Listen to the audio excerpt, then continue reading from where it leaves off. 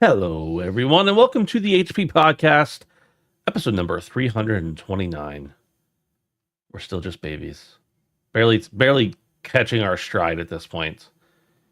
I'm Ben, and with me here today, as always, are the beautiful boys. Let's start with Davey.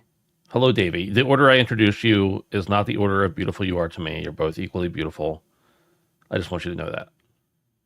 Thank you. Welcome. How are you doing? I'm good.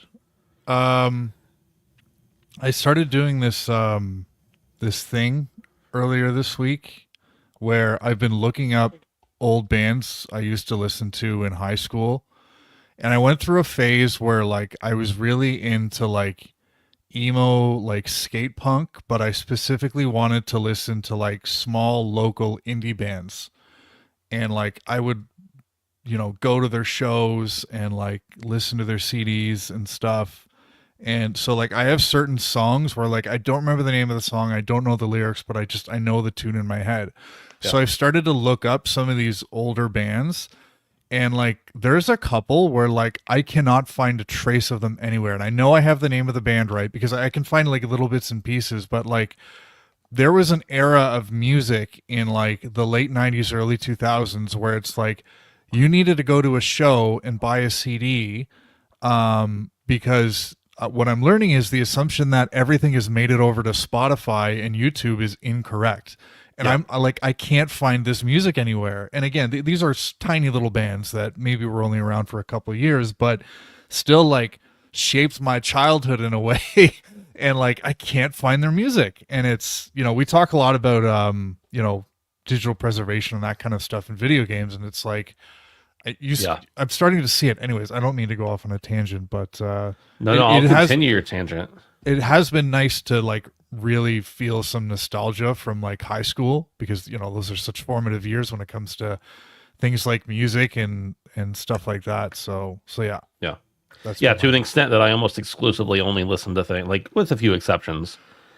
I predominantly listen to music I listened to when I was in high school. Like that's the era of music that has stuck with me. Obviously, you hear a new band here and there, and or like an artist, and you really like all their albums, whatever. But for the large part, Dave, it's really interesting you talk about that era because I actually call that I just coined this term just now, the MySpace era of music.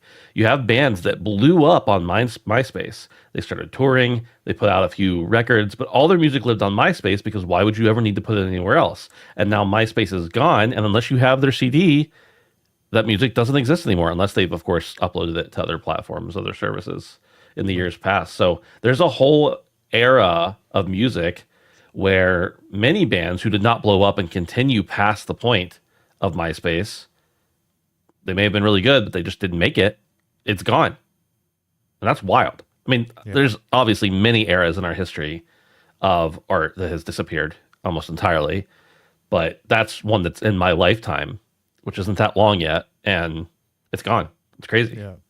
It's wild to think about. And I think a lot of people, like, in many cases, MySpace made it. Is MySpace still live? Like, can you still go on MySpace? Let's find out in real time here. I think a lot of that music made its way to SoundCloud and like YouTube and stuff. But like, there's this one band. They're called Dylan Dogs, Dilan, and I can't find their music anywhere. I found one YouTube video that was a rip of one of their albums, and I think the channel that uploaded it was called like Rare Skate Punk.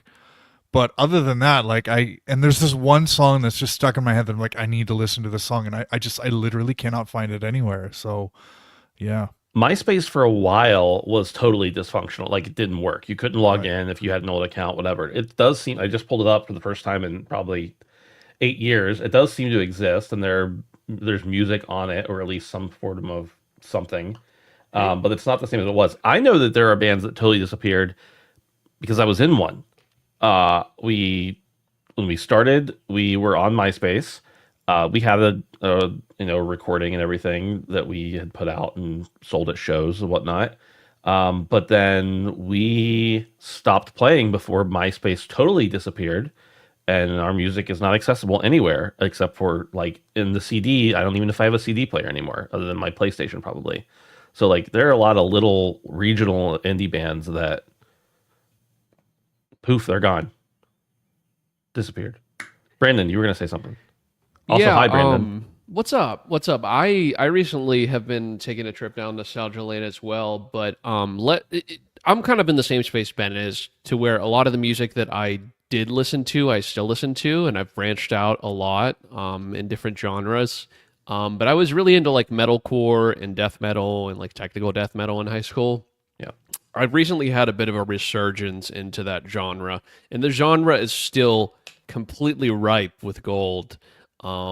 My newest band that I just keep listening to over and over again. Have you guys listened to Peeling Flesh?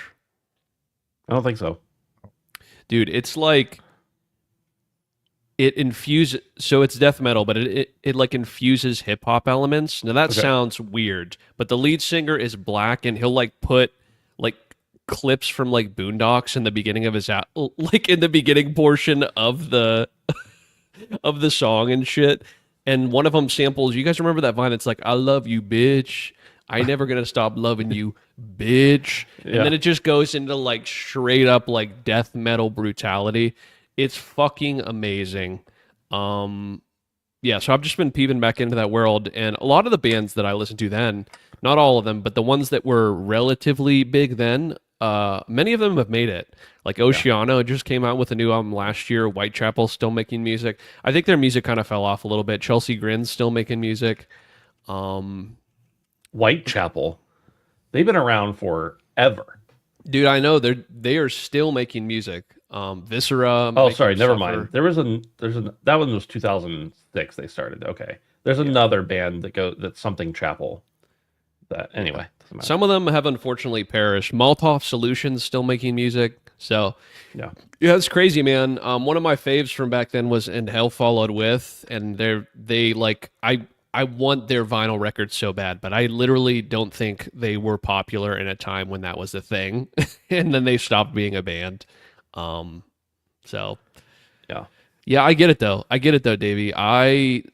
In tandem with this death metal phase, I've also got really hardcore back into like emo and Midwest emo. I've never quite been in the Midwest genre.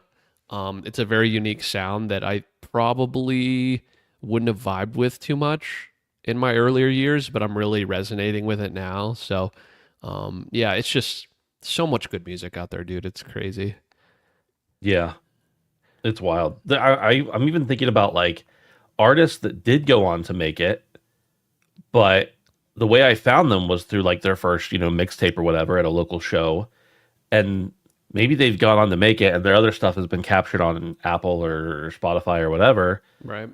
But that first album that I like fell in love with, that doesn't exist. And I'm sure there are many bands all throughout history that's the case with, where like their early recordings just don't exist anymore. But unless you have like the physical media of it, it's gone. Yeah. It's Dude, just- yeah. funny story about physical media. A local band here, it was called Ursus. Do you remember Ursus, man? I do. Ursus's last show was at the Vets Club. You know which one I'm talking about, near Preston? Yeah. I don't remember the show, but I know the location. Yeah. Shortly after that, they stopped doing shows at that place. Yeah. For many reasons. But I bought the CD because it was their last show. And guess what, boys? It was a blank CD. Oh no. It was a completely blank CD. They botched it. Yeah. So maybe there is a case. Maybe, I see it from both ways now. Sometimes you get screwed. Yeah. Also, our one friend, Nate, his band, Yeah. I left that CD in my car when I totaled it. And so I'll never be able to get that again. No. Yeah. Does Nate have any more? I have the case. I literally have the album case because it was in my glove box, so I took it out. And then when I opened it up, I was like, "Where the fuck is it?" And it was in the CD player in the car that got totaled. Yeah. So It's crazy to think too that like we're gonna get to a point relatively soon, if not we're already there, where it's gonna be difficult to find something that plays CDs. You know? yeah, Yeah. and that's okay. Like That's I'm okay. thinking about it now, and like my 360 will play CDs. I don't know what else will. PS5? No, I don't think it does. I think only the PS4 did. Right. Do neither one of your cards have a CD player? No. I don't think mine does. I don't know. I haven't tried. I don't think it does. Mine does. 2015, baby. Yeah. Like, and when I first started listening to music, it was cassette tapes, and I have no idea where I'd find. I don't have a tape player anywhere here. but Specialty. You know, would have to I like could go- buy something special, right? I know I could go find one. I could easily find something on Amazon, but like as we kind of progress here, it's going to be tougher and tougher. So like in our parents' generation, it was 8 tracks, and I don't know what you're going to do with that, but yeah, I have I thought of another example. There's a band that I got to be friends with them because they're a band out of Florida and they like toured through our area. We played a show with them and then we got to be friends and played other shows together in the future. And they were called Robots and Butterflies. And our friend Abby was like the lead vocals in that project. Their like first album with 7 songs on it is on Spotify. None of the other music is. Like, I think I still have the physical CDs if I ever got the hankering to listen to them, but what's the chances I'm going to pull those out? Honestly. So it's another one. That's like one that I like personally know the people, and it just is gone.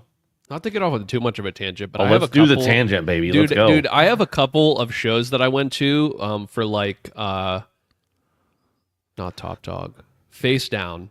Yeah. Face Down. That's different. Yeah, definitely.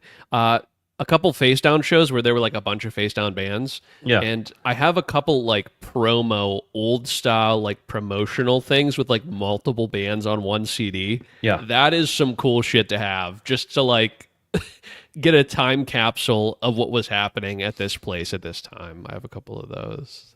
It's interesting because you don't really like, you don't have mixtapes or like you have literal mixtapes where people are It's just putting like together playlists. Yeah, it's But- it's not the same. yeah, back then all the indie, although they were less indie by the end of it, but all those record labels would put like one song from all their artists on it to give away or even sell for $5 to $7 so that you would get into all their different bands. But you don't even have that form of media anymore, really, because I think most people just listen to singles and mix it Yeah. up now. And I'm what was very much still an album listener, even Oh, on dude. digital music. Like I'm like, I want to listen to that album, and I'll click start at Yeah. the beginning, and I let it go to the end, Me too. and that's how I listen to music. What's cool about those little playlist CDs too is that like they had to put good shit on there. Now you could just slot any sort of slop into a million song playlist and it's just whatever, but like you're getting some of the best shit when you have a CD where it's like this is going to be our breakout, Yeah. like speaking of I mean, there were a lot of bands that I found out about and that went on to be successful that had one single on their like, Right. album. Yeah. dude, speaking of this is real tangenty. Did you listen to the new Turnstile songs? No. Dude, the new Turnstile album is gonna fucking slap. It's coming out in 16 days. I already pre-ordered the vinyl. Nice. It's gonna be great. Listen to the song "Never Enough," man. It's All right. gas. We'll check it It's out. gas. Check it out, Davey. Turnstile. Done that and what, Peeling Flesh. I want to hear this hip hop metal. So I'm just gonna go out on a limb, but I don't think you'll really like Peeling Flesh. But Well, I let mean, me be the judge of that. buddy Okay. boy. Slamtronics Volume 2 is my favorite. Is my favorite Peeling Flesh album. It's fairly short. Okay. I'm not going to play it because copyright stuff, but I want to hear it real quick. I'm just pulling it up on YouTube. Dude, FFWS Face Fuck with a Shovel is my favorite song off that album. Yeah. I like this. Yeah. I like it. For sure. 531K views. Psh, indie. This is the HP podcast where we talk about music and occasionally video games from time to time. We appreciate everybody for being here. You can support us on Patreon at patreon.com/handsomephantom for as little as $1 a month. That's less than a quarter an episode on most months, if there's 5 weeks. It's pretty cheap, is what I'm saying. You can get ad-free early access to the show for the audio listeners. If you are a video watcher, you of course know how to find that if you're watching the video already, but you can find us live pretty much every Tuesday night. Right now, we're still figuring out a time with Brandon's new job that's going to work consistently, but we'll keep you updated. Hop in the Discord over at handsomephantom.com/Discord to get the latest updates on that. I want to give a special shout out to Hulk Hogan, who gave a $5 super chat and said, "Well, let me tell you something, brother. The only haven the Hulkster backs is Outer Haven from Metal Gear Solid 4 Guns of the Patriots, dude." Thank you, Hulk Hogan, for that very impassioned $5 super chat. We appreciate your contribution to the cause. We are now 18 minutes into the show. Should we talk about video games? Yeah, I think so. Jade Raymond has left Haven. This is coming from Video Games Chronicle, and it said, according to a new report by Bloomberg, Raymond, who rose to prominence after producing Assassin's Creed and executive producing Assassin's Creed 2, Assassin's Creed Bloodlines, and Watch Dogs, and a bunch of other stuff too, has left her studio, which is still in the process of developing online shooter Fair Games. Although a reason wasn't given for Raymond's departure, the report cites sources who note that an external test of Fair Games took place several weeks ago, and that some developers were concerned about how it was received. The departure rounds off an eventful decade for Raymond, who left Ubisoft to found EA's Motive Studio in 2015, before leaving in 2018 for Google Stadia. After Google decided to close its internal games development teams in 2021, Raymond left her position as Stadia's development boss and, along with 5 co-founders and around 20 ex-Google employees, launched Haven Studios, a Montreal-based outfit with PlayStation funding its first game, which turned out to be Fair Games. Sony then announced in 2022 that it was acquiring the studio for an undisclosed price. Quote, Jade Raymond has been an incredible partner and visionary force in founding Haven Studios, end quote, a PlayStation spokesperson told Bloomberg. They added that PlayStation is committed to supporting Haven Studios and excited to continue the journey, implying that development on Fair Games will proceed, even though Sony has canceled numerous other online multiplayer projects in recent months. Earlier this year, it was reported that Sony had canceled live service games in development at Bend Studio and Bluepoint Games, the latter reportedly being a live service God of War title. The decision followed the failure of online game Concord, which Sony pulled from sale and took offline within just 2 weeks of its release. Haven will now be led by Marie-Eve Denis and Pierre-Francois Sapinski following Raymond's departure. Boys, what's going on?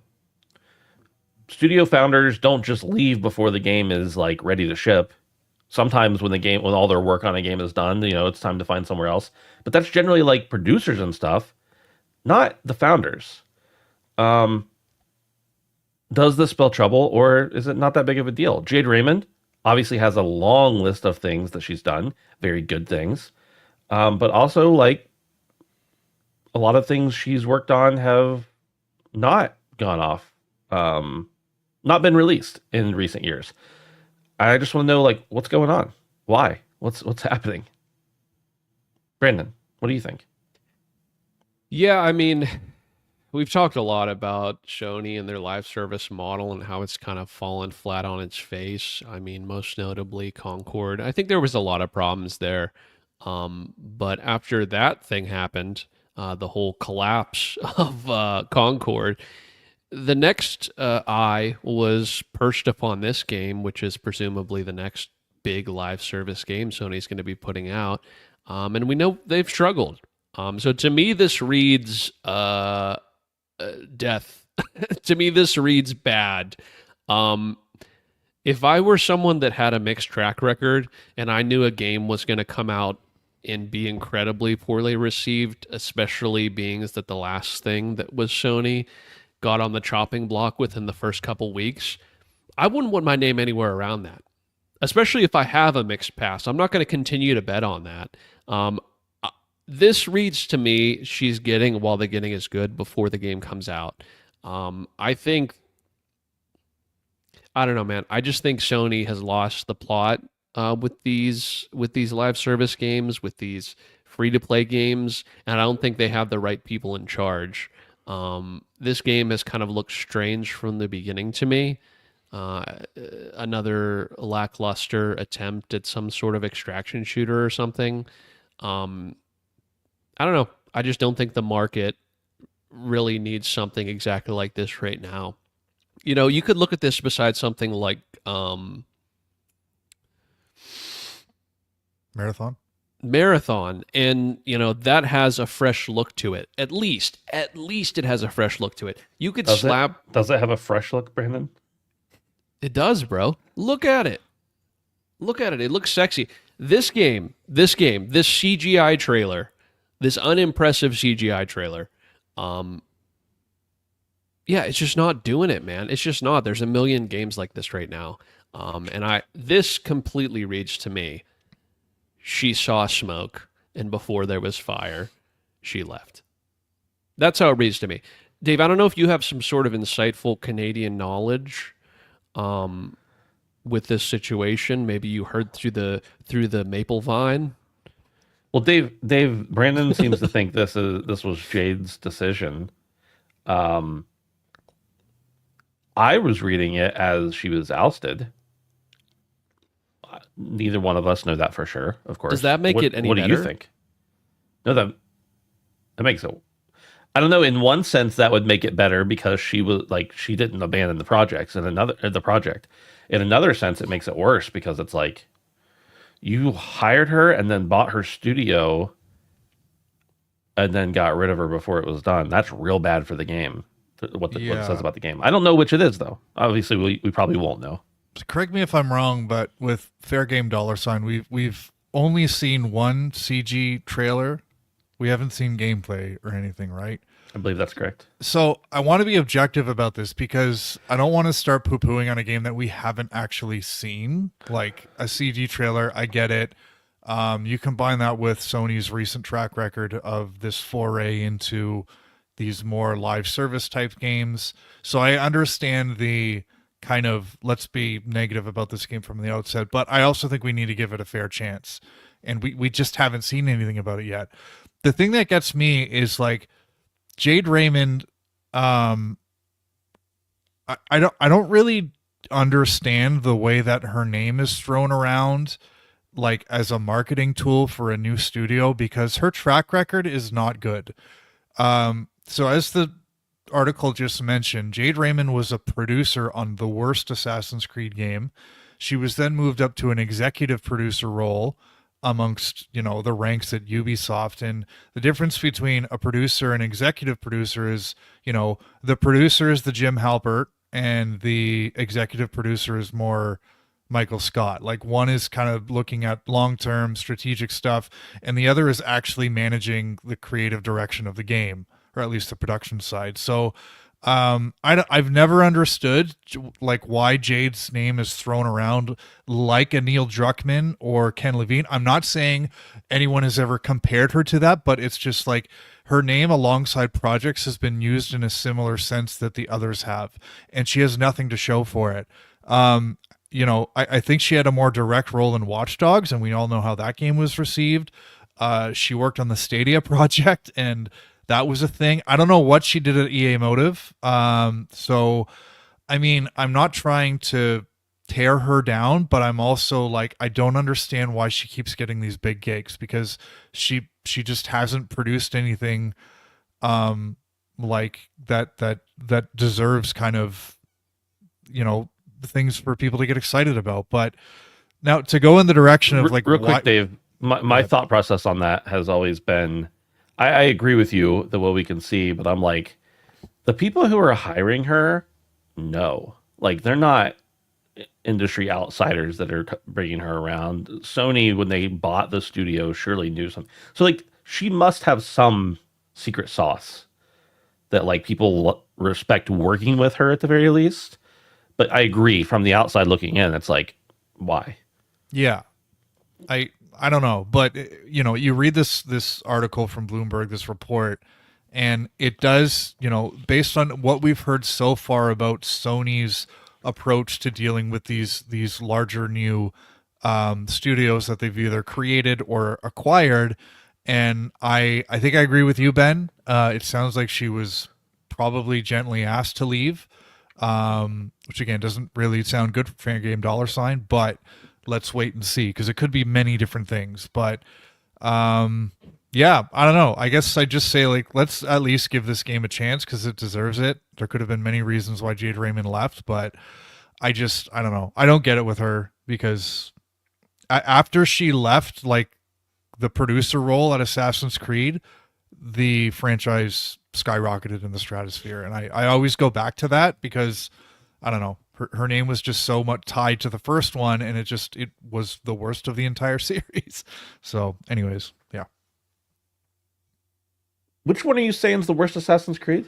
The first one. Your analysis is no longer needed. What do you mean? None of the other games would exist without that one. It was great. I get it. It started something big, but it's just, yeah. It's seen by the Assassin's Creed, the larger Ubi community, as the worst game in the franchise.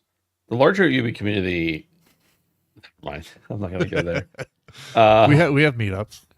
Yeah, apparently. Do you want to come? You can come. I like that game for what it's worth, but it was also, early on. And maybe if I went back and played the first few objectively now, it would be different. But your point is not, did you just highlight that, Dave? You can't do that. You can't just, Edward Walton says the Canadian is correct. We'll see about that. We'll see who wins in the long term. Ben's not Canadian. Yeah, what are you guys talking about? But your point is taken regardless. I mostly agree with you there. Anything more to do with that? We'll see where Jade pops up next. I wish her the best of luck. I just, I would like her to ship something that was good. Number 2. Bungie has responded to unauthorized use of art in Marathon. They did this through some Twitter posts and then followed that up with some comments on a podcast or a live stream or something that they did. Here's the post. We immediately investigated the concern regarding unauthorized use of artist decals in Marathon and confirmed that a former Bungie artist included these in a texture sheet that was ultimately used in game. The issue was unknown by our existing art team, and we are still reviewing how this oversight occurred. We take matters like this very seriously. We've reached out to the user that originally had that art. It's a bunch of characters, so I'm not going to. N squared is the name. N squared, okay. Yeah. To discuss this issue and are committed to do right by the artist. As a matter of policy, we do not use work of other artists without their permission. To prevent similar issues in the future, we are conducting a thorough review of our in-game assets, specifically those done by the former Bungie artist, and implementing stricter checks to document all artist contributions. We value the creativity and dedication of all artists who contribute to our games, and we are committed to doing right by them. Thank you for bringing this to our attention. Boys, it's been a whole thing. This is not Bungie's first rodeo with having stolen at worst and borrowed at best artwork in their games. And this is not just a matter of like, oh, they got inspiration from a creature and created a creature that looks a lot like it. This is the art style of the entire game. Everything about this artist's motif is embedded throughout the art style of Marathon. Brandon, that's why I was giving you a hard time about Bungie's unique style or something like that. I don't remember. What do you guys think of this? This mixed with all the negative reactions, and maybe they're well-founded, maybe they're not, but all the negative reactions about Marathon, and then this on top of it, having to either pay this person an enormous amount of money and then still live with the fact that they had stolen artwork, or totally redoing the art style and then delaying the game and still living with the mark of stealing someone's artwork, even if it's different in game. That's going to haunt them for a long time. But I want to know what you guys think about this, and how does this happen? How do we stop it in the future? Is there any way to actually check that art isn't stolen? I don't know. Just a discussion about the whole situation in general. Davey. Yeah, so when I was reading this, I genuinely did wonder, like, how does Bungie, like, they accept I don't know what they call it, a style sheet or something, which, contains a number of conceptual mock-ups of art that can be used in the game that, may influence the design direction of the game.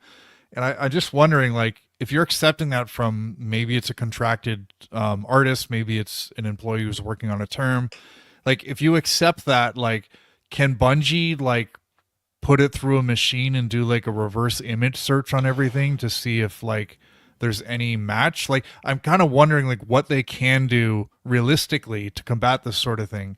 Is this just them being lazy and not, checking what people are submitting to them and what they're deciding to put into the final product?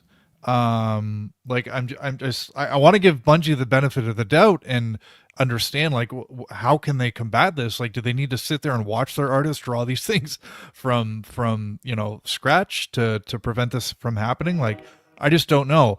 But what I will say is, I wanted to specifically mention the artist's name, because as much as it sucks having your own IP stolen from you, this person has 44,000 followers on Twitter now. I don't know what they had before, but I can only assume that they've gotten a lot more attention since it saw the light of day that their art were stolen by Bungie and Sony, by no stretch of the imagination. So shout out to N Squared. I don't know how Bungie makes it up to them. Maybe they pay this artist, maybe they get them to work on the game or something. I think there is an opportunity here for Bungie to do something that you say, you know what, this is kind of a shitty situation, but that was kind of cool. And I don't know what it is, but you're right, Ben. This does kind of lead to the bigger question, is how much of this artist's work did influence the rest of the game? Because there is a very distinct feel to it. And it's like, is it original or is it ripped off from somebody? A lot of questions here. Yeah, it makes you, if you're in charge of this project and you are overseeing it, it's going to make you question everything. Even if nobody else has ever, even if everybody else has been like secluded in a box and never looked or thought about anything else in their entire lives, which isn't possible, by the way, it's still going to make you be like, wonder if they stole that. Like, I just have to imagine it gets into your head. With that said, I want to say, like, there's a pretty good chance that, and I would say this is likely, that this is not the fault of the Bungie team.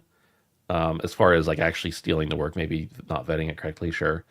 This is most likely just the carelessness or intentional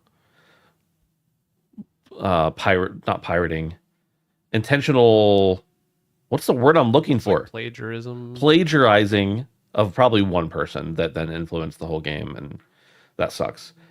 I don't know what can be done to combat it. And Brandon, I'll go to you here in a second. I don't know what can be done to combat it because, like, art is posted in so many different places. Best guess in N squared.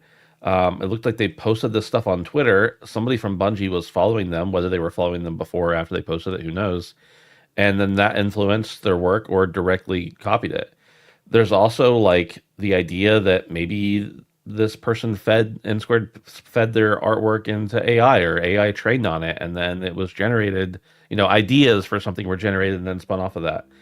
If you want to go backwards, I don't know of any tool that can do that. I mean, there's a reverse image search on Google, but it gets stuff wrong most of the time. But if you feed it into AI and then reverse search it and try to find anything that's been posted on any website in all of eternity, then you're training that AI to then have that artwork if it didn't already. So like, that's a bad solution too. So I don't really know what you can do other than just only hire people who are committed to actually making their own artwork. And that's obviously a near impossible task when everybody is a different person. I as much as I know what the problem is, I don't know how to solve it. Brandon. Yeah, I mean, you both have said the majority of what I think needs to be said about this. It's obviously a sad thing for art to be stolen. It's an incredibly prevalent and epidemic levels across all things. The part that sucks is the only reason this person probably found out is because it was a really big game. How much stuff is stolen from smaller projects where people benefit and the original artists don't. So, yeah, aside from just simply reverse image searching something, I don't really know that there is a great way to handle this. I doubt this will happen, but if there is a way to narrow down the teams that kind of spearheaded that effort for those specific things, I feel like those sort of people should maybe be blackballed for a bit because that's literally stealing. So, and like, yeah, falsifying your own work. So, yeah, it sucks, man, but it's an incredibly common thing. And some of the favorite, some of your favorite works of art that you've seen online very possibly have stuff like this happen to them. So just be sure. No, go ahead. Worse than it just being stealing, it's stealing with an intent to profit. Like there's a difference between stealing something because you want it, right, and stealing something in order to make money. Right. Like let's say, I myself, Brandon, liked this N squared guy's art, and I printed a copy of it and hung it on my wall. Would that be wrong? Yes, because I'm not supporting the artist. Would it be more wrong for me to print that and then go out on the street and sell it to people at a local event? Yes, significantly worse. So yes, Ben, there is a large difference. Both are wrong, but yeah, man, it sucks. This person clearly has a really unique style.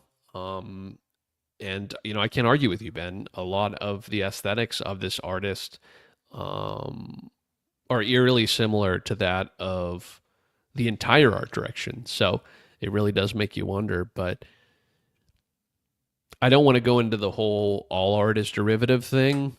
Right.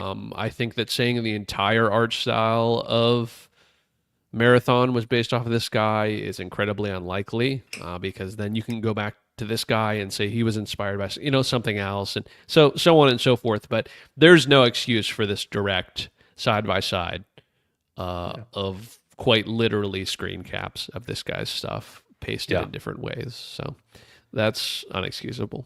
And just to correct, Benji is correct. The guy's or the person's display name on Twitter is N squared, but I think the artist name is Anti-Real. So 4NT1R34L. Yeah.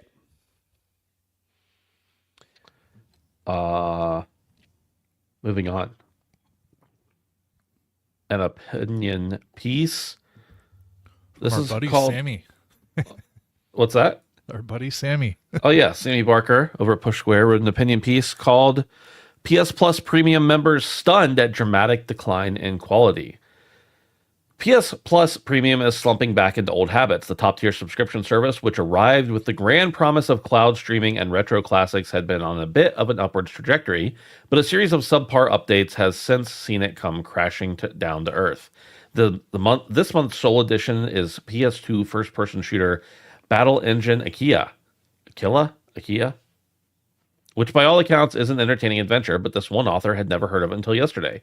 That's not to dismiss the title entirely, of course. It got reasonable reviews in its day, but it's the kind of edition that needs to be accompanied by something more meaningful. Fortunately, the PS1, PS2, and PSP has no shortage of recognizable titles to choose from.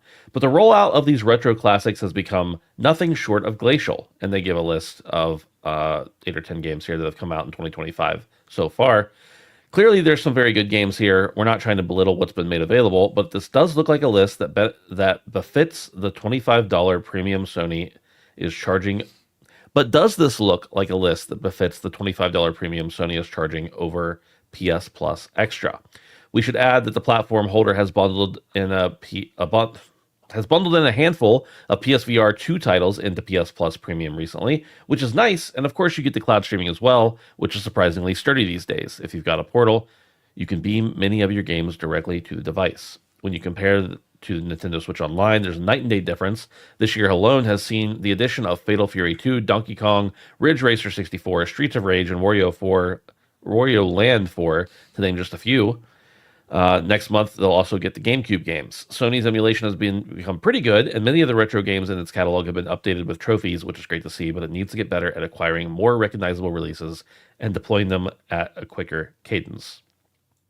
Also, our buddy Radic, I saw one of the first people I saw voicing this as well on Twitter. I'm mostly giving Radic a shout out because he's in chat. He's gonna be like, "I told you guys." But I digress. Boys, I don't have PS Plus at the moment.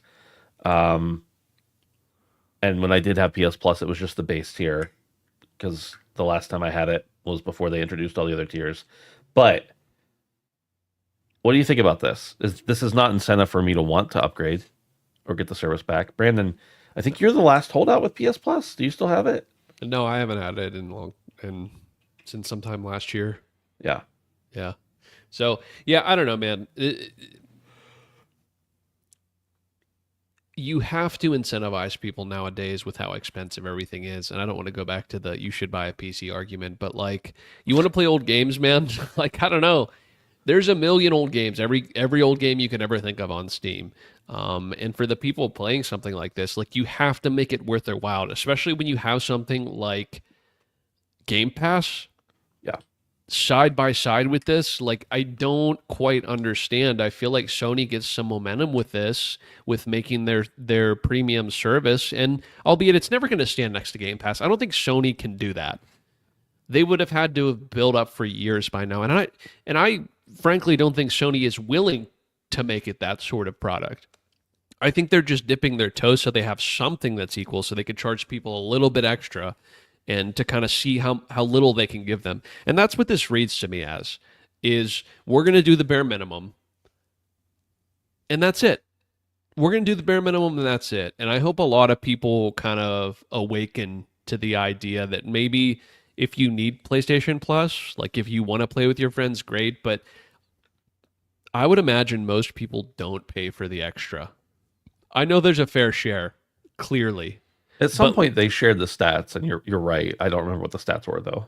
But, man, I just hope as they continue to slump, because I want Sony's service to be good. I'm going to reiterate, I don't think it's going to be Game Pass, ever. I don't think Sony wants that. But if people start dropping this premium subscription, it will do nothing but get better. And I really think they have what it takes to make it an awesome service that can at least see the finish line after Game Pass has already passed it. I don't know, man. Slight correction.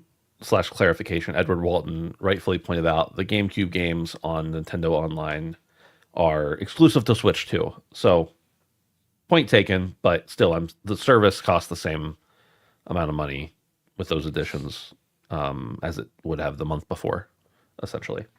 Unless I'm mistaken there too. But either way, yes, you do have to purchase a Switch too in order to get the Nintendo games, but the service is still good.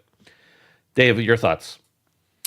PlayStation's approach to this is unique because I think of the other services, this is the only one that's a true tiered system.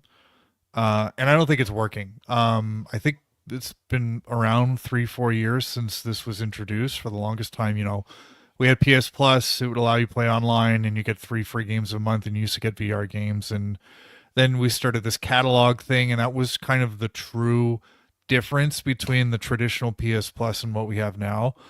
Me personally, I only ever get Essential, and the only reason I'm getting it is so I can play the games I want online that I want to play. So at the moment, I'm going to re-up maybe next month so I can play Monster Hunter or some Helldivers or some Gran Turismo 7. But the catalog has never really moved the needle for me, with the exception of the AAA games that you get on Extra. So I still haven't played God of War Ragnarok. I haven't played Jedi Survivor, Alan Wake 2. Those 3 games are on Extra. So when I have the time, that's a reason for me. But the back catalog, the retro stuff, it's never really been enough. And I think the overall issue that I have with PlayStation Plus is it feels more like a barrier or an admission fee that I have to pay to play the games online that I want. Whereas when I look at something like Game Pass, which for only $20 a month gives you full access to thousands of free games, including day one releases. I get Game Pass to play day one games that I want to play. So I'm sorry, I've said it a lot, but I in 1 month I played, Avowed, I played South of Midnight, I played Expedition 33, and those are all brand new titles. It's the stuff that Sony's trying to push as the premium experience it just doesn't feel premium to me. So I think Sony tried something with this tiered strategy, and it's just not really working the way they wanted to. And I don't want to say they're losing people to Game Pass. They probably are, but I have no data to back that up. So I don't know. And there's been price increases too. So it's if you increase your prices, you have to throw your consumers a bone, or else they're going to leave. I get that costs are going up everywhere, and the cost to run the service is maybe more than it was before, but you can't reduce the content after increasing. You have to keep it about the same or give a little bit more, at least in the short term. So I don't know. I'd like to see Sony maybe revise their strategy somewhat, because I just don't really think it's working. I don't know what the split is, but I assume the vast majority of PS Plus subscriptions are Essential, and I'm not surprised. Yeah, if that's the case. Reddick points out that they keep people locked in with cloud saves being tied to PS Plus too. Yeah. He's right. That was one of my last reasons, and what I really evaluated when I was I'm not going to auto renew this time, was do I have any saves on here that I can't lose? And ultimately the answer was no, but if it had been yes, I could have backed those up elsewhere. It just would have been a real pain in the butt. Dave, I know you had a situation with, I think, Elden Ring at one point where you couldn't access Tsushima as well. Ghost of Tsushima, yeah. That really sucks. Nintendo does the same thing, where they delete your saves if you're not subscribed for online for a certain amount of time. That's one of those things that I'm I get it. You're selling a product, you're selling a service. I'm a capitalist, do it. But also, that's really shitty, man. That's how I feel about it. Right. Yeah.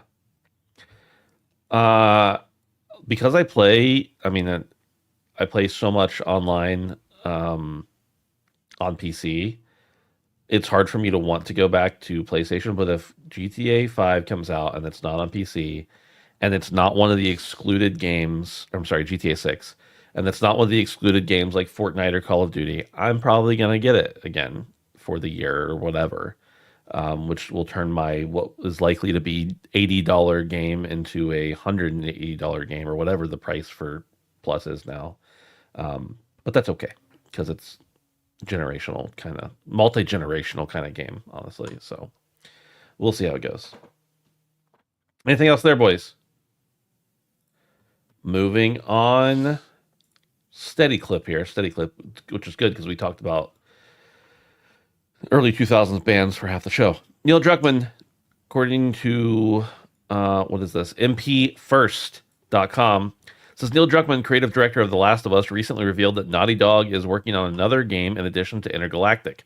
He shared this in a podcast called Press X to Continue, where he also mentioned that he is not directly leading this new project, but is instead taking on the role of a producer and supervisor. During the podcast, he shared that in this role, he mentors the team, observes their progress, provides feedback, and acts as an executive figure. He finds this variety in his work exciting as it keeps things fresh and prevents him from getting bored. He said, quote, "There's also another game that's being worked on at Naughty Dog, where I'm more of a producer role and I get to mentor and watch this other team and give feedback and be like the executive in the room. I enjoy all those roles," end quote. Unfortunately, no additional details were provided, leaving its exact genre unclear.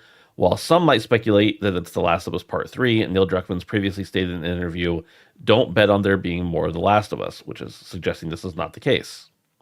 Boys, what do you think this is? Obviously, we're all very familiar with Neil Druckmann's work, and we're familiar with all of his games, and we're familiar with him as an industry figure.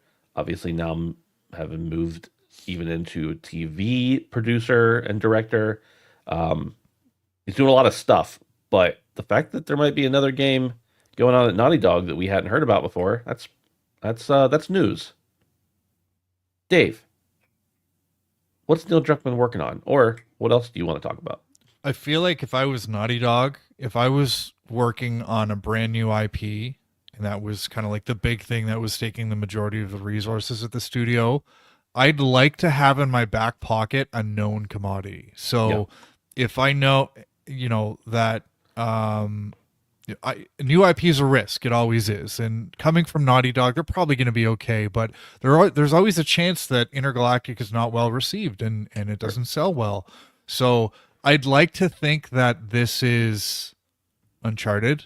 I had The Last of Us, but I forgot what you had mentioned about Neil Druckmann saying I wouldn't count on any more The Last of Us, which is weird because that's kind of a hot ticket right now. But that's not a no, by the way. That's just a don't bet on it. Yeah. So I guess the point I'm trying to make is like logically, I feel like it should be an existing IP that, and maybe the fact that it's a younger team working on it and he's just kind of mentoring from, an executive producer role or something, that maybe it is something that's established and, is, I don't want to call it a sure bet just because, we know and love it, but if it has an existing fan base, it's less of a risk than a new IP. So I'd like to think that, but at the same time, I feel like if you were working on another Uncharted, I'm just going to keep with Uncharted for the moment. You probably want more people working on it, and I just feel like Intergalactic is the thing right now that's taking up most of the effort. Now, the projects could be at different points. You could be in early pre-production with this new project, and Intergalactic could be approaching the end, in which case, you have a transfer of resources. But I don't know. The other thing I'm thinking is like, if Neil isn't leading it, then maybe it's not a big deal. Maybe it's something smaller. Maybe it is something experimental, something new. I don't know, but I selfishly would like to see more Uncharted, but I wouldn't hold my breath on that one personally. Brandon, with all the stuff we talk about with Sony and multiplayer and all that stuff, you think there's a chance this is a multiplayer game that is set in one of Neil's worlds that he's just helping guidance on? No, especially after the Last of Us game got shit canned. So I would bet it's not at all. It's Naughty Dogged. But if it's a side studio, the two trains of thought Dave had, I agree with the second one. I feel like this is a quote unquote less important project. And to they me, did say it was Naughty Dog, so you mean a different team? Because it wouldn't be a different studio if it's at Naughty Dog. Right, but okay, I'm just a different sure. team, yeah. Yeah. What this reads to me is I do agree with the safe bet. I agree. I think it's going to be a known IP. But what would you have a newer studio under a Naughty Dog IP that would be a little bit of a risk, but a little bit less of a risk? Are we going to get a new Jak and Dexter? You know, like something that. like Ratchet did pretty well. You know, the Crashes have been doing well. And I'm not saying they're going to remake it, but let's say we get a 20 hour new Jak and Dexter. Something that's a little bit more fun and lighthearted, but still in the Naughty Dog realm. Like those sort of games still do pretty well. They still sell pretty well, and the nostalgia factor is there. So maybe Neil is just like watching over it to make sure it looks okay. But this is the type of game that like doesn't need the kind of attention that Intergalactic needs. You know what I mean? Or doesn't need the kind of attention that a game like The Last of Us would need. It's not like some cinematic masterfully, masterpiece. That's kind of where I'm at, boys. I'm thinking Jax and Dexter, man. Radic says, and Radic is the PlayStation authority in my book, they have a Jack movie in the works too, with the Uncharted movie director attached. Could be a good tie-in, for sure. What I'm saying. I think that sort of game would do well, truthfully. Yeah. Speaking of which, I wonder what's going to happen with Ratchet and Clank. Not that's different studio, whatever, but didn't it not sell very well? I don't think it sold as well as they would have liked it to for a launch game. It was also a weird time in history, but it doesn't matter because it impacts bottom line. So the external factors don't always matter if it doesn't make money. That sucks, dude. Because I think was it a rift between time, a rift apart? Rift apart, yeah. Ripped apart. I think that game is amazing. And if we had a Jak and Dexter game that was like something similar to that, I never played Jak and Dexter, ever. But that's how it reads to me, is that sort of game. So you should play Jak and Dexter. I mean, you don't really like you're not. That's not really your style, though. Occasionally, yeah. Yeah. I think it's worth experiencing at this point, just for like understanding of the genre of the game, of the history. But I think it would probably be a rough play at this point. But I haven't played it in many years. Radic says it sold 4 million according to the leak, and the leak had a new Ratchet for 2029. Well, that's not very many. No, yeah, 4 million is. I mean, that's a lot for Sony first party a game, but it's not a lot for Sony first party. Yeah, and a launch title that was like flexing the SSD. Yeah, that's rough. It's rough for sure. Yeah. All right, on to the last story. This comes from WCCF Tech. It says Nintendo Switch 2 to sell 100 million plus units by the end of 2029. And they say it's the most important console launch ever, says DFC. I think it's DFC Intelligence. They raised the previous sales forecast from 15 million units to 16 million units sold by the end of 2025. This is based on the fact that Nintendo tends to have a conservative approach in its forecast of a new product, which is 15 million units. With the original Switch, Nintendo had originally estimated to sell 10 million units, but ended up selling 15 million. DFC believes Switch 2 could sell as many as 20 million units if the manufacturing can meet the demand for the console, but this is unlikely to happen, hence the 16 million forecast. Following the delay of GTA 6 to May 26, 2026, DFC thinks that the Nintendo Switch 2 launch is even more critical for the industry, going as far as claiming that it's arguably the most important console launch ever. GTA 6 could have significantly propelled sales of Sony's PlayStation 5 and Microsoft's Xbox Series consoles, but with that factor gone for 2025, DFC now forecasts a decline in console video game software sales in both North America and Europe. North America is expected to see 2% decline in 2025, with Europe anticipated to see revenue remain flat from 2024. Japan, though, looks like an uptick in console sales. Overall, DFC Intelligence estimates that the Nintendo Switch 2 could sell over 100 million units by the end of 2029, which would make it the leading console platform by far.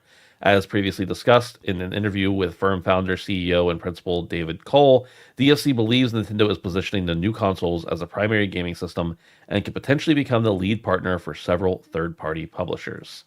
Dave, former Nintendo shill, I'd like to hear what you have to say about this. Yeah, so Xbox game. No, I'm just kidding.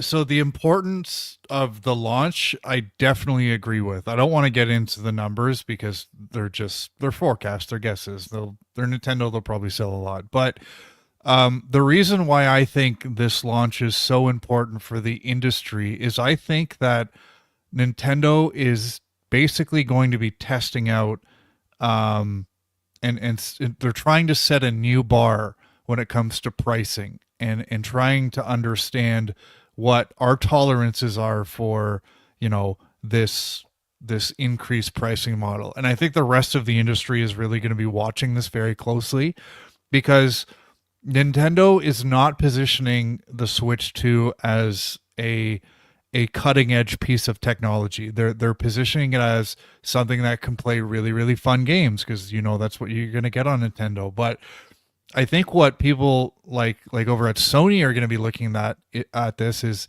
if people are willing to, and I'm not saying the hardcore people like us, I'm talking about the casuals and the parents. If they're willing to pay whatever the price is, $500-600 for a Nintendo console, what would they be willing to pay for a piece of Sony hardware that we do position as cutting edge next generation technology? Because I'd like to think that, well, I prefer not to think, but I do think that, if people are willing to shell out in droves the money that Nintendo wants for the Switch 2, that if Sony plays its cards right, they could sell their next console for pushing $1,000, which I think is something they might need to do. And, on the other side, you look at the software piece, and we're going to start to see software sell at the $100 mark, US dollars. And it's going to be an interesting sort of litmus test to see how, Mario Kart is going to sell its copies, but how are the Donkey Kongs going to sell? How are the Metroid Prime 4s going to sell? It's an interesting sort of test on that consumer tolerance piece with pricing for the entire industry, and everybody's going to want to know how people are going to react to what Nintendo's doing here. So I do really agree that this is a very, very important launch because it could not go Nintendo's way. Nothing is a sure bet in this industry, especially these days. So it will be very interesting to see how it all plays out. Brandon, Yeah, long time. Then, in contrast to Dave, the former Nintendo shill, you're a longtime Nintendo hater. So, yeah, absolutely, and I will continue to be. although didn't you pre-order a Switch too? No, Oh, no, hell no. But Vietnam's about to be bumping, boys. The next couple years, Vietnam is going to be pumping out so many Switches. It's going to be ridiculous, absolutely ridiculous. So, yeah, this is big. I mean, there's no doubt that the momentum this company has had, even in the early sales numbers, 100 million plus units in Japan alone, and that's not including the West whatsoever.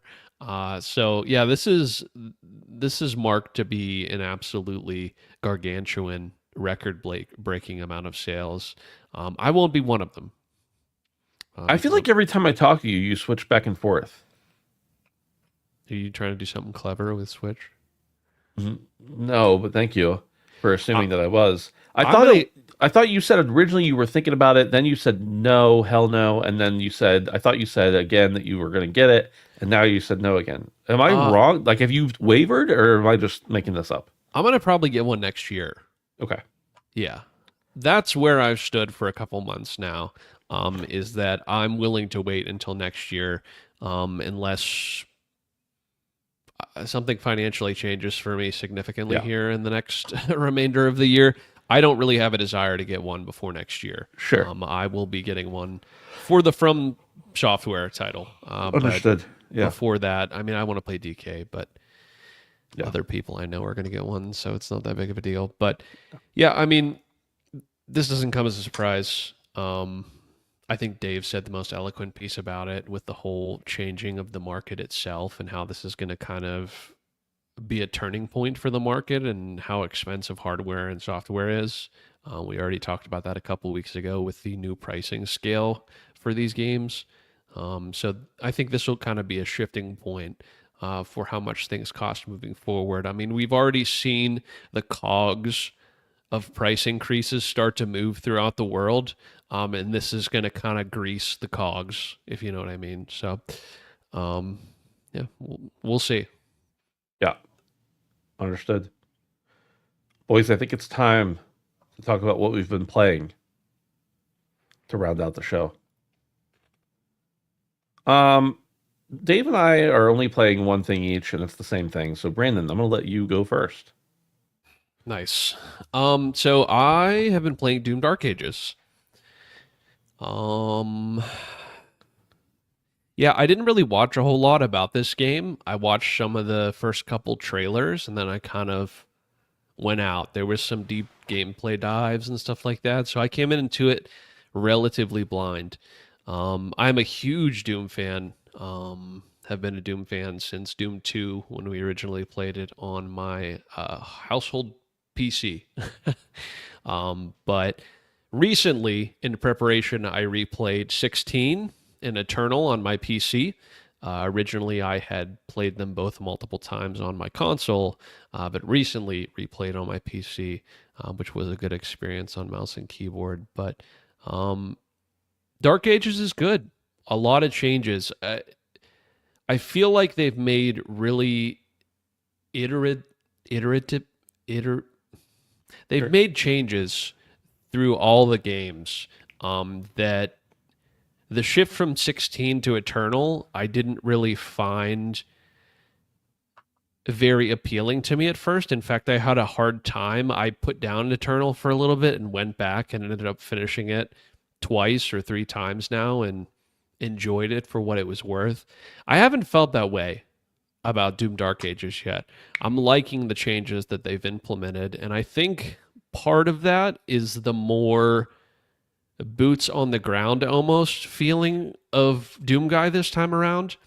He has an incredible weight about him. Even jumping off of high places or even an unreasonably small place, he lands on the ground with a massive thud and literally a shockwave. Like he feels like a fucking tank. And I think that kind of harkens back a little bit more to what I liked about 2016 was it was closer to the original experience of not jumping around, switching weapons every 5 seconds.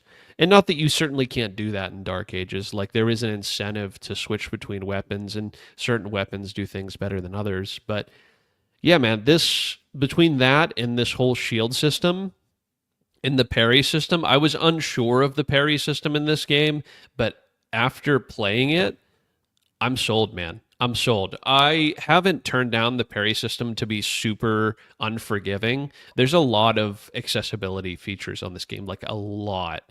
I'm playing on the normal difficulty. The whole idea for me is to feel like not that the demons that Doom Guy's locked in the room with demons. I want to feel like the demons are locked in the room with Doom Guy. You know what I mean? Like I want to feel like Doom Guy, John Doom. So yeah, man, it's really good. I was talking to Dave before the show a little bit about it, and the only thing that I think has really stand out to me that I would say is a big negative that I haven't really enjoyed quite as much is the music. And I know we don't have Mick on this one, Mick Gordon, and I feel like it kind of shows. There are some parts in the soundtrack that are really bitchin', but I feel like those parts are like fewer and far between. And that's kind of a huge part of the past two games has been this incredibly sound and it like moves you. It's like a momentum through the game as you're playing. Like something about it was like intoxicating. And I haven't quite noticed that. I don't want to take everything away from the music direction in this game because I feel like at points it kind of captures some of that. But it does fall a little bit short from what I've expected from the past two. There's also this is kind of showed off in the trailers, so I don't really consider it spoilers. You play as a mech and you play on a dragon. This has been shown in the trailers. The mech combat is kind of bare bones. It's cool at first, like the first time I did it. I'm positive I'm going to do it more. I've only done it once so far, but I didn't find it to be varied much. It kind of felt off to me. The dragon combat's really cool. It really does not feel like you're playing Doom. And there is some stuff that I maybe at some point would like to talk more about, specifically about the dragon part once you guys play it. I'm going to kind of leave it out because I thought it was a cool addition and something that I didn't realize was going to happen in respects to the dragon parts.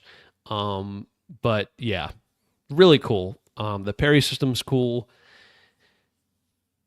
I don't know, man. I think it might be my game of the year so far. I mean, I'm not going to play Expedition 33. I probably should. I think I would actually like it. I think that would probably be the only other big thing this year that I've not played that would contend for that spot right now. I don't know how many more games I'm going to play that are even going to be close to those two games. But for me right now, it's my game of the year. I think I'm about a little less than halfway done, I think. So, man, just top to bottom, still an amazing game. Runs like an absolute fucking dream. Nice. Still. And that's one of the best parts about these games is I don't want to say with any card that you have, and I'm sure it runs just as good on, on console, but you can crank that shit. Like the game looks amazing and the frames are through the roof. And that only adds to the feel and flow of the game, the fact that it performs so seamlessly. So yeah, man, it's really good. You guys got to check it out. Seriously, I've been having a lot of fun with it. Nice. And Brandon, I know your gaming style pretty well. I genuinely think you would like Expedition 33, even though I know you're more of a gameplay guy than story. The story is phenomenal, but the gameplay is also really good. Yeah, really, really good. So yeah. I gotta peep it. I think Dustin literally has a physical copy you could borrow. Yeah. He has an extra physical. I actually almost borrowed it the one night, but left without it. So, Davey, we've been playing Expedition 33. I'm gonna let you talk about it first, and I'll fill in the gaps. Yeah, I really don't have much to say. I whatever. haven't had a whole lot of time to play, and I kind of think I want to take a break from it because it's starting to feel like a chore. Oh. And you know what? I'm going to acknowledge something. I do feel like there's a social compulsion to have to play this game. Yeah. I don't. And feel again, that. I will continue to say I'm really enjoying the story, but I'm just like, I think I just need a break. And I was really enjoying Avowed. I think I need to go back to that a bit, maybe try a couple other things, but I think I need a break. Is it too French? No, I have no problem with the French. Are you sure? In fact, I like the Parisian themes. But no, I don't know. Yeah. Well, I'll let on you the other talk about hand, them. I am still playing it and enjoying it quite a bit. I don't feel any compulsion to play it externally because all of the compulsion is internally. I've only been able to play, I think, I don't know, 3 or 4 hours in the last 7 days of games at all, let alone that game. So I've not progressed a ton, but I am in the last fight, I assume, in Act 2. Sorry, spoiler, there's a fight at the end of Act 2. Dude. I know. It's crazy. I'm not sure that it's the end. I haven't looked up anything afterwards, but it narratively makes sense that this is the, it'd be moving into a new act after this, but we'll see. I might be wrong. Oh, I, on the other hand, have a problem with the French. Thank you for letting us know. I've continued to just be impressed with everything about the game. And I've talked about the gameplay before. I've talked about the graphics. I've talked about the story. I've talked about the cool, the backstory of the game and the development and everything else like that. The thing I haven't really emphasized a whole lot before is how great the music is. And I think if you've played even the first opening hour or less of the game, that the music is phenomenal. The soundtrack is great. It doesn't get worse. In fact, it gets way better as you go. And just every time I initiate a fight with a new enemy or a big set piece, or there's something that is happening that has never happened before. It's the best music I've ever heard in a video game. And that will continue to, like, I can't think of another video game soundtrack, even though I've loved many, that has come close to this. And so it Nier? just continues to get better. No, it's better than Nier, and I love Nier. I Damn. love Nier. It's better than Nier. Maybe that's recency bias, and that's fine. But I genuinely, I've listened to the Nier soundtrack a lot over the years, and I definitely think I love them both, but I think this is better, just overall quantity and quality. That's really good.